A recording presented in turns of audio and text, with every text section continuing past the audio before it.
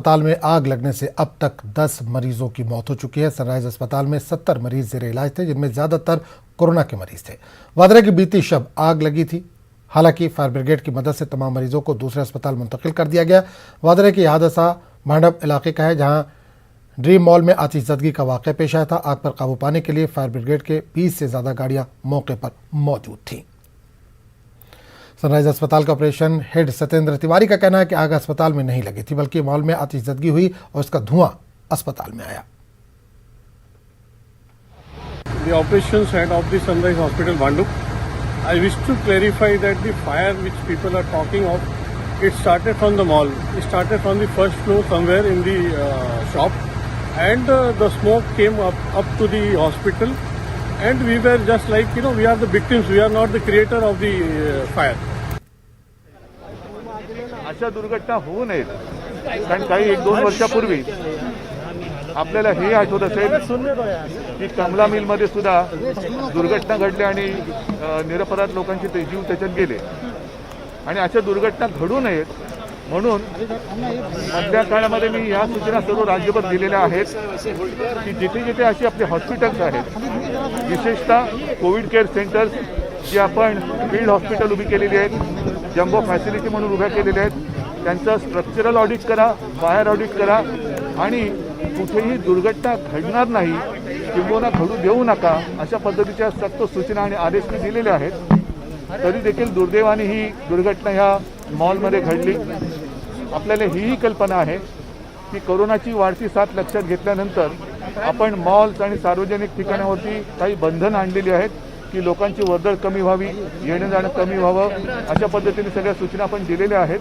मात्र ही जी काही दुर्घटना घडलेली आहे त्याच्याबद्दल ज्यांचं कौटुंबिक नुकसान म्हणजे त्यांच्या कुटुंबातील ज्यांचा मृत्यू झालेला आहे त्यांची मी दिलगिरी मागतो, दिलगिरी व्यक्त करतो आणि एक नक्की सांगतो की जर ह्याच्यामध्ये काही दुर्लक्ष असेल, दिरंगाई झाली असेल तर त्याची व्यवस्थित चौकशी होऊन जे कोणी त्याच्यात जबाबदार असतील त्यांच्यावरती कारवाई केली जाईल।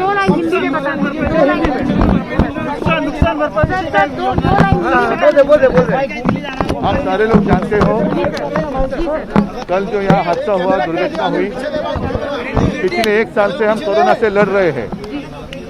पिछले साल जब कोरोना की शुरुआत हुई तो बेड्स नहीं मिल रहे थे, ऑक्सीजन नहीं मिल रहा था, वेंटिलेटर्स नहीं मिल रहे थे, इसलिए हम सारे लोगों ने इकट्ठा होकर कोरोना के साथ लड़ाई करने की शुरुआत की। और लड़ाई करने के लिए आपको ये भी पता है कि जहाँ भी ज़रूरत थी वहाँ हमने टेम्पररी हॉस्पिटल्स के लिए इजाज़त दी, क्योंकि देनी पड़ी।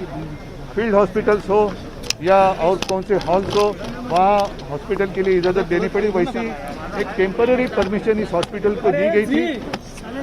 आने वाले 31 तारीख को वो समाप्त होने वाली थी, लेकिन अब आज तारीख 25-26 है, 2-4 दिन पहले दुर्घटना हो गई।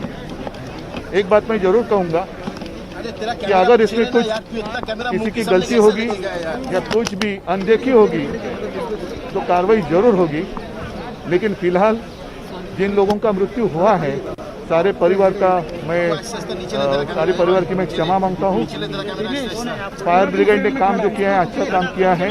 उन्होंने ज़्यादा से ज़्यादा जो भी वहाँ आपत्तिग्रस्त थे उनको बचाने की कोशिश की, लेकिन कुछ लोग जो वेंटिलेटर्स पे थे उनको हम नहीं बचा सके। उनको शायद शिफ्ट करने के लिए ज़्यादा कुछ तैयारी की आवश्यकता थी, क्योंकि वेंटिलेटर पर अगर कोई हो तो वेंटिलेटर डिस्कनेक्ट करना चाहिए, नहीं करना चाहिए, बहुत ही मामला गंभीर होता है।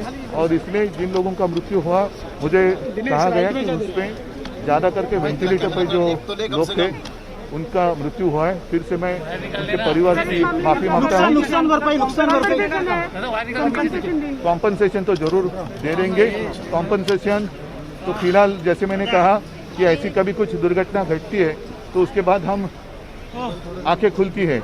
ऐसी घटना नहीं होनी चाहिए, इसलिए 2 महीने पहले ही मैंने सारे जितने अपने हॉस्पिटल है, आपको याद होगा विदर्भ में एक ऐसी घटना हुई थी और उस वक्त मैंने सब पूरे महाराष्ट्र के जितने सारे हॉस्पिटल्स हैं उनको सूचना दी है कि शॉर्ट सर्किट हो, वायरिंग, फायर ऑडिट होना चाहिए।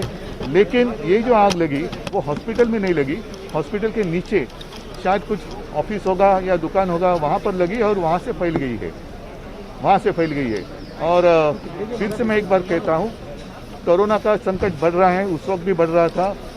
अपनी जितनी सारी आरोग्य के लिए व्यवस्था है वो उस वक्त कम पड़ रही थी, बेड्स नहीं मिल रहे थे, ऑक्सीजन नहीं मिल रहा था, वेंटिलेटर्स नहीं मिल रहे थे। इसलिए जहाँ भी आवश्यकता थी और आवश्यकता है वहाँ कुछ संस्थाएं आगे आई और उनको इजाज़त देनी पड़ी। यहाँ भी हॉस्पिटल का जो काम चल रहा था उसका भी आप रिपोर्ट लेंगे तो जो मुझे जानकारी मिली है कि हॉस्पिटल का काम ठीक चल रहा था, लेकिन आग लगी है वो इसके नीचे जो दुकान होंगे या ऑफिस होंगे वहाँ लगी है। खबरों का सिलसिला जारी रहेगा, लेकिन एक छोटे से वक्फे के बाद। इस न्यूज हेडलाइंस के प्रायोजक पेट सफा आयुर्वेदिक